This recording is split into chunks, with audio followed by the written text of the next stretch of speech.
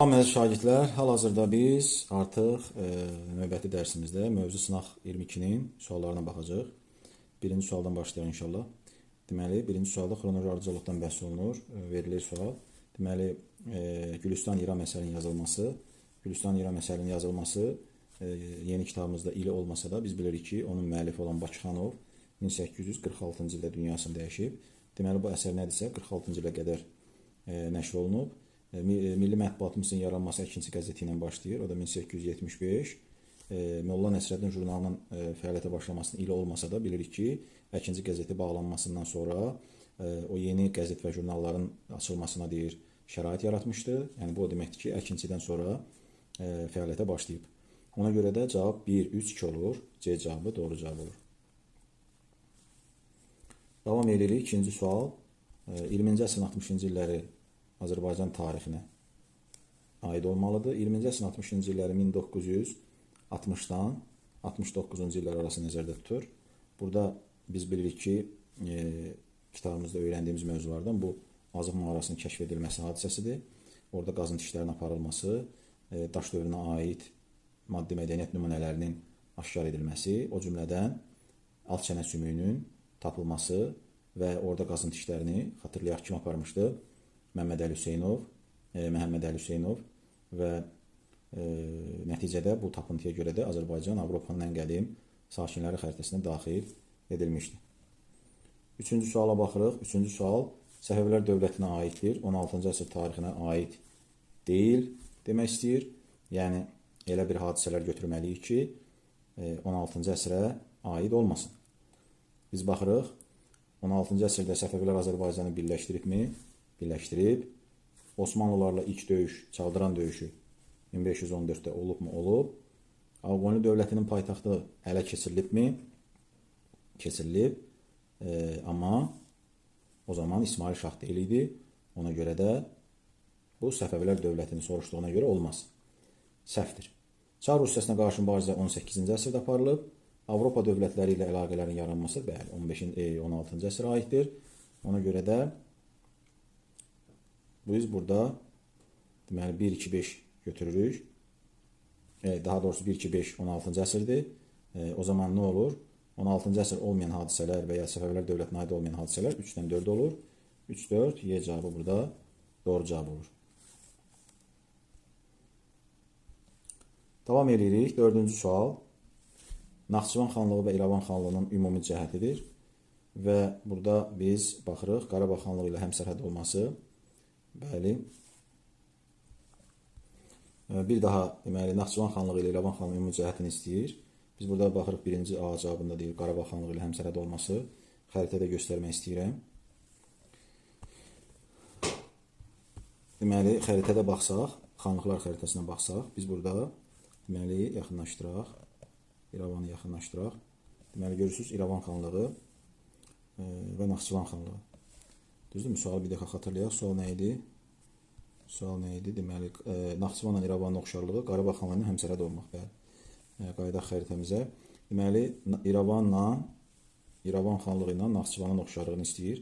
Gəlin, baxaq görək xəritə ilə baxsaq bu hər iki xanlığımızın Qarabağla sərhəddi varmı? Bəli, baxırıq ki, görürsünüz. Naxçıvanla Qarabağ həmsərhəddir. Bu hissədə də İrəvan Qarabağdan həmsərhəddir.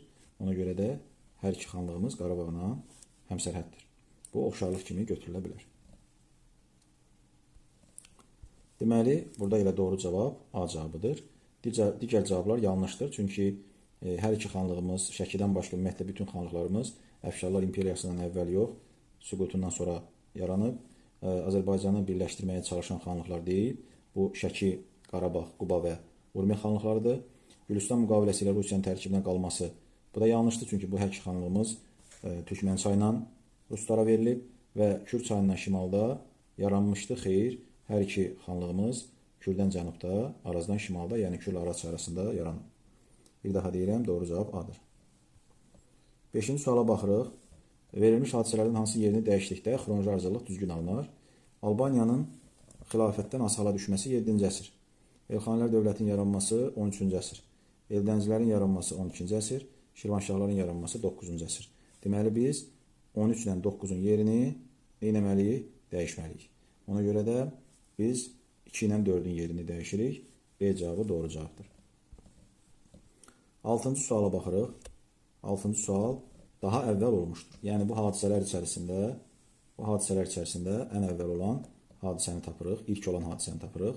Azərbaycan dili vahid ünsiyyət dilinə çevrilib 11-12-ci əsrlərdə, Ərəb-Xəzər müharibələri başlayıb 7-ci əsrdə, Bəz qalası Xürrəmlərin mərkəzinə çevrilib 9-cu əsrdə, Səlcuq ordusunun Azərbaycanı fəth etməsi baş verib 11-ci əsrdə, Şamaxının Şirvanşahların paytaxtına çevrilməsi, Şirvanşahların özü 9-cu əsrdə yaranıb, amma Şamaxı paytaxta çevrilib, kitabda olmasa da 10-cu əsrdir, amma biz ən azından bilirik ki, Şirvanşahlar 9-cu əsrdə yaranıb. Bəli, burada o zaman məlum olur ki, ilk olan hadisə Ərəb-Xəzər müharibələridir. Davam edirik. 7-ci sual yenə xanlıqlara həsr olunub. Qarabağ xanlığı ilə Şəki xanlığının ümumi cəhətini istəyir bu dəfə. İrəvan xanlığı ilə həmsərhəd olmaq. İndi xəritədə ona baxarıq. Əfşarlar imperiyasının dağılmasından əvvəl meydana gəlmək yanlışdır. Azərbaycanı birləşdirmək, heç bir xanlıq Azərbaycanı birləşdirməyib. Gülüstan müqaviləsi ilə Rusiyanın tərkibində qalması, bəli, bu oxşarlıqdır. Doğru cavab budur. Kür çayından şimalda yaranmaq, bu da səhvdir, oxşarlıq deyil. Çünki Şəki Kürdən şimalda yaransa da Qarabağ xanlığı Kürdən cənubda yaranıb.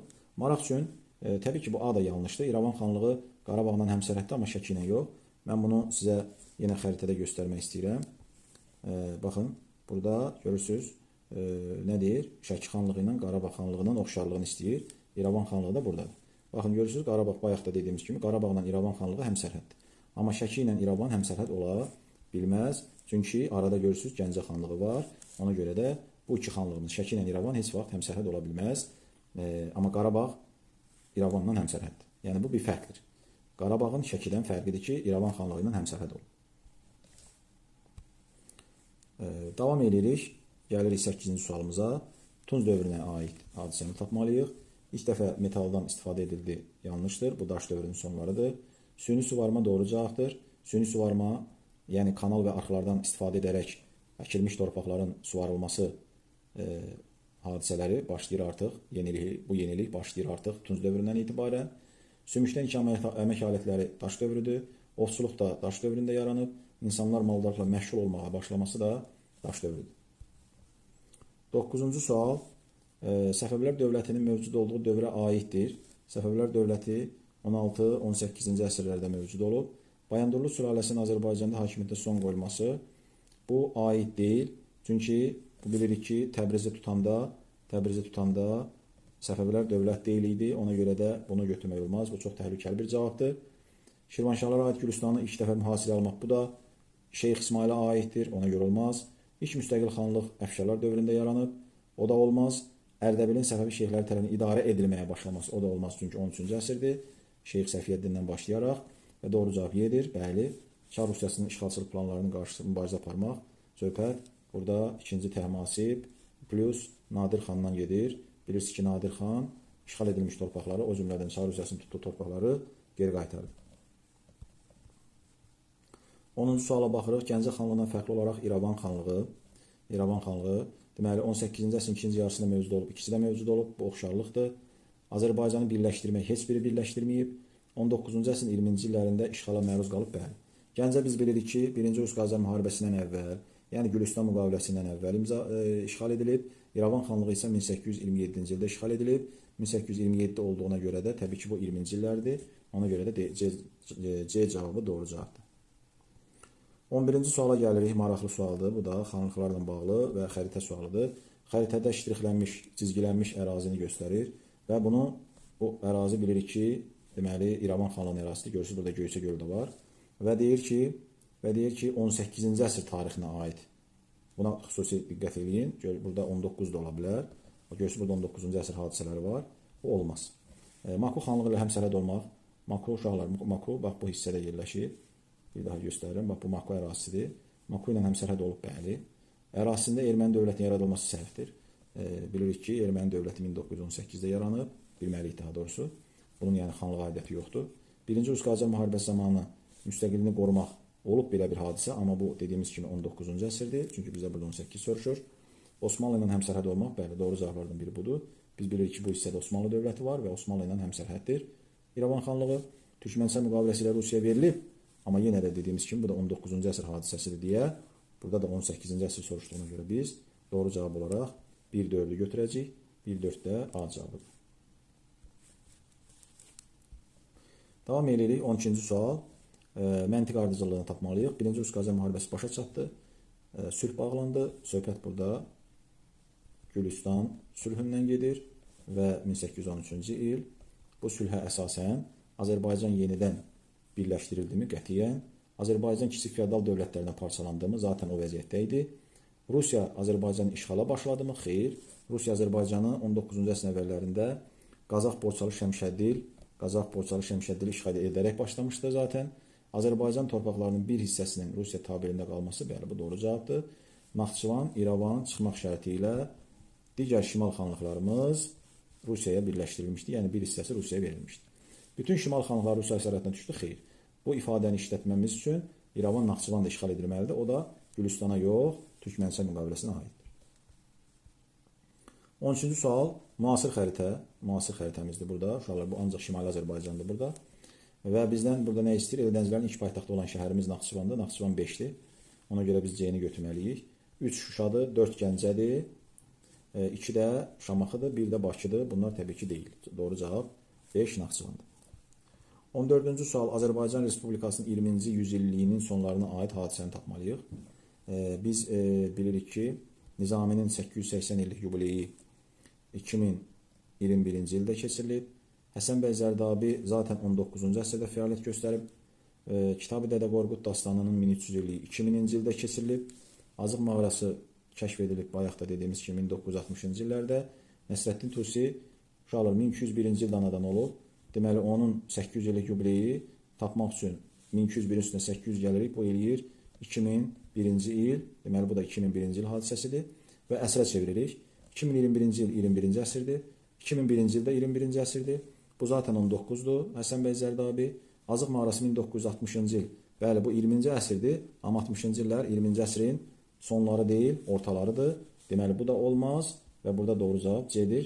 Çünki 2000-ci il zaten 20-ci əsrin sonuncu ilidir. Ona görə də doğru cavab budur. C-dir. Davam edirik. 15-ci sual. Uyğunluğu müəyyən etmək lazımdır.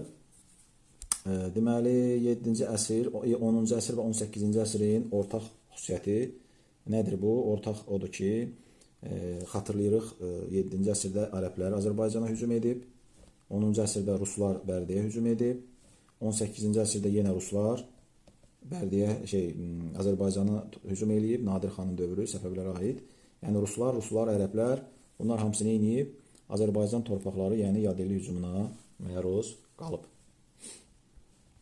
Davam edirik 16-cı sual. Səfəvilərlə Əfşarlar dövlətlərinə aid oxşar cəhət. Burada doğru cavab, deməli, ərazisi şimalda Dərbəndə qədər uzanması, bəli. Hər ikisinin ərazisi şimalda Dərbəndə qədər uzanırdı. Digər cavablara baxsaq, A ona görə yanlışdır ki, Səfəvilər cənubda yaranıb, Əfşarlar şimalda. B ona görə yanlışdır ki, Əfşarların paytaxtı Məşhəd olub, Səfəvilərdə Təbriz olsa da, yəni bu fərqdir. İntibah dövründə heç bir mövcud olmayıb, ilk dəfədə heç bir Azərbaycanı birləşdirməyib, bunu edən Sacilər dövlətidir. Davam edirik 17-ci sual. 18-ci əsrin 30-50-ci illəri. Uşaqlar, bu deməkdir ki, 1730-cu ildən 1759-cu ilə qədər olan hadisələr götürməliyik və bu zaman baxırıq, xanlıqlar aşağıdan yuxarı gedək. Xanlıqların yadelli işğalına qarşı birləşməsi olmayıb. Rusiya tərəfindən şimal xanlıqlarının varlığına son qoyulub 19-cu əsrdə olmaz. Səfəvilər dövləti ilk dəfə Osmanlılarla toqquşub 16-cı əsrdə Çaldıran döyüşü. Burada doğru cavab 1-dən 2-dir. Niyə? Çünki Qarabağ xanlığının mərkəzi Şuşa qalası olub 1752-ci ildən etibarən, baxın 52, yəni 50-ci illər və Əfşarlar dövləti süquta uğrayıb. Ən azından biz bilirik ki, Əfşarlar dövləti 1736-da yaranıb, düzdürmü? 1736-da yaranıb. Bəs biz hardan tapa bilərik ki, Əfşarlar nə vaxt süqut edib? Çünki, baxın, görürsünüz, 52-ci ildə artıq Qarabağın 3-cü qalası, Bayat, Şahbulaq və Şuşa belə 52-ci ildə artıq mərkəz olubsa, deməli, artıq 50-ci illərdə Azərbaycanda xanlıqlar var idi. Əgər Azərbaycanda Qarabağ xanlığı və digər xanlıqlar varsa 50-ci illərdə, deməli, artıq 50-ci illərə qədər Əfşarlar dövləti süquta uğramışdı. Ona görə də 1-2, B cavabı doğru cavabdır. 18-ci suala baxırıq, hadisə nəticə əlaqələrini istəyir. Muğan qurultayının keçirilməsi nəticəsində Azərbaycan torpaqları Xanlıqlara parçalandı mı? Qətiyyən. Əfşarlar dövləti yarandı, Nadir şah seçildi. Xanlıqlara parçalanması üçün Əfşarlar dövləti süquta uğramalıdır və yaxud da parçalanmalıdır deməliyik. 2. Azərbaycan torpaqları Səlcuq dövlətinin tərkibinə düşməsi nəticəsində iqtisadiyyatımız və mədəniyyətimiz inkişaf etdimi? Bəli, mütləq. Hacı Çələbinin vilayət hakimi olan Məlik Nəcəfə qarşı üsyan etməsi nəticədə ilk müstəqil xanlığımızın yaranması ilə nəticələndimi? Bəli, bu da doğrudur. 4 də yanlışdır ona görə ki, Kürəkçay müqaviləsinin imzalanması ilə Qarabağ xanlığı süquta uğramadı. Sadəcə Qarabağ xanlığı Rusiyadan asılı hala düşdü, Rusiyanın himayəsinə düşdü, himayəsi altına keçdi və yaxud da ki, daxili müstəqilliyini qorumaq şərti ilə, bir daha deyirik, Rusiyanın işğalı altına düşdü deyə bilərik. Amma süquta sonradan uğradılıb, ona görə də 1-4 yanlışdır. Doğru cavab 2-3, B cavabı. 19-cu sual. Verilmiş xanlıqlardan heç birinə aid olmayan İrəvan, Gəncə, Qarabağ və Şəki xanlıqları Rusiyanın işğalçılıq siyasətinə qarşı mübarizə aparmaq hamısı aparıb. 19-cu əsrdə süquta uğramaq hamısı süquta uğrayıb. Şimal xanlığı olması hamısı Şimal xanlığıdır. Osmanlı dövləti ilə həmsərhəd olmaq, bayaq da dediyimiz kimi İrəvan Osmanlı ilə həmsərhəd olub. Doğru cavab Türkmənçay müqaviləsini imzalamaq. Çünki bunu heç bir xanlığımız imzalaya bilməz. Türkmənçay və Gülüstan müqaviləsi Qacarlar və Rusiya arasında imzalanıb. 20-ci suala baxırıq. Atropatenanın fəaliyyətinə aid deyil. Atropatın fəaliyyətinə aid deyil. Yad el işğalçılarına qarşı mübarizə aparıb. Azərbaycanın cənubda hakimiyyəti altında birləşdirib, idarə edib. Yeni dövlət yaradıb. İkinci yarısında, eradan əvvəl birinci minin ikinci yarısında hakimiyyətdə olub. Romalılara qarşı bəli mübarizə apara bilməz. Kitabda da qeyd edildiyi kimi Atropatdan sonra gələn hökmdarlar və onlardan biri Romalılara qarşı mübarizə aparıb və qalib gələrək Romalıların döyüş bayrağını hətta ələ keçiriblər. 21-ci suala baxırıq. Elxanilər və Cəlalilər dövləti üçün oxşar cəhət. Elxanilər və Cəlalilər deyən kimi ağlımıza Monqollar gəlir və Monqol mənşəli dövlət olmaları doğru cavabdır. Növbədə deməli açıq suallarımız gəlir. 22-ci sual 19-cu əsrin 20-ci illəri 1820-dən 29-a qədər nəzərdə tutur. Burada nə baş verib? Qarabağ xanlığı mərkəzi Bayat qalası olması xeyr. Bu 18-ci əsr hadisəsidir. Kürəkçay müqaviləsi 1805-ci ildir. 19-cu əsr olsa da 20-ci illər deyil. Ərdəbil şəhəri ruslar tərəfindən tutuldu. Bəli, biz bilirik ki, 2-ci Rus-Qacar müharibəsi dövründə 26-28 ruslar Ərdəbili və bir digər cənub şəhərlərimizi də ələ keçirmişdi. Bu doğrudur. Rusiya tərəfindən Şimal xanlıqlarının varlığına son qoyması, bəli, bu da doğrudur. Çünki son olaraq Naxçıvan və İrəvan xanlıqları 1828-ci ildə süquta uğradılar, ləğv edilir. Xanlıqların yedili işğalçılara qarşı vahid cəbhədə birləşməsi heç vaxt baş verməmiş bir hadisədir. Ona görə də doğru cavab 3 və 4-dür. 23-cü sual. Memarlıq abidələrinin tikilmə ardıcıllığı. Deməli, ardıcıllığı belə yazmalıyıq. Gəlin birinci əsrlərini müəyyən edək. Göy məscid Cahanşahın dövründə inşa edilib, deməli 15-ci əsrdir. Şahbulaq qalası Pənahəli xan tərəfindən inşa edilib, deməli 18-ci əsrdir. Şamaxı rəsədxanası müasir dövrdə inşa edilib, 20-ci əsrdir. Bəz qalası ən azından Babəkin dövründə olub, demək ki bu 9-cu əsrdir. Möminə xatun türbəsi də bilirik ki Eldəniz tərəfindən inşa etdirilib 12-ci əsrdə. Deməli burada ardıcıllıq 4, 5, 1, 2, 3 şəklində olmalıdır. 24-cü sual. Nadir Şah Əfşarın imperiyasına aiddir. Xəzəryani ərazilərin müharibəsi Rus qoşunlarının çıxarılması. Bu Nadir xana aid ifadədir, Səfəvilər dövlətinə aiddir. Olmaz. Hindistana yürüş edib, doğru. Güclü hərbi donanma yaratmağa çalışıb, doğru. Pənahəli xanın başçılıq etdiyi Qarabağ xanlığından mübarizə apara bilməz. Bəli, Pənahəli xandan mübarizə aparıb, amma Qarabağ xanlığına qarşı ola bilməz. Çünki Nadir Şahın dövründə Qarabağ xanlığı yox idi.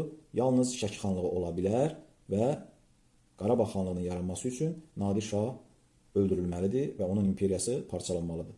Və Şəki xanlığına qarşı mübarizə aparılması, bəli, bilirik ki, Şəki xanlığı Hacı Çələbi üsyan edir, Şəki xanlığını yaradır və təbii ki, Nadir Şah buna qarşı bununla barışa bilməzdi və o Şəki xanlığına qarşı mübarizə aparıb. Deməli, burada doğru cavab 2, 3 və 5 olur.